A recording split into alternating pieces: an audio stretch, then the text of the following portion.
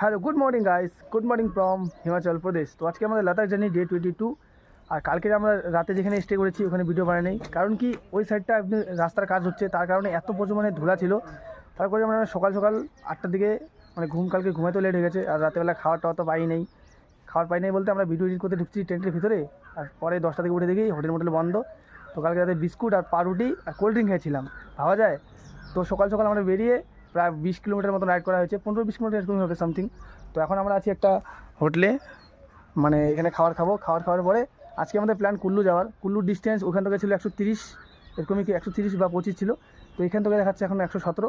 তো রোড তো খুবই চাঙ্গা আছে। আমরা মানে ওখান থেকে 4 কিলোমিটার হিলি মানে আপহিল ওঠার পর পুরাটাই আমরা ডাউন হিল পাচ্ছি। তো এখনও তো রোড পুরো চাঙ্গাই আছে। তো দেখি আজকে কুল্লু ঢুকতে পারে। কুল্লু ঢুকলে কী হবে যে আমরা কালকে তাহলে বিকালের দিকে আমরা মানালি ঢুকে যাবো। তো এটা আমাদের আজকে চেষ্টা থাকবে যে কুল্লু ঢুকবো যেভাবে হোক। রোড তো পুরো চাঙ্গা আছে। তখন খাই দেয়নি, দেখা হচ্ছে একটু পরে।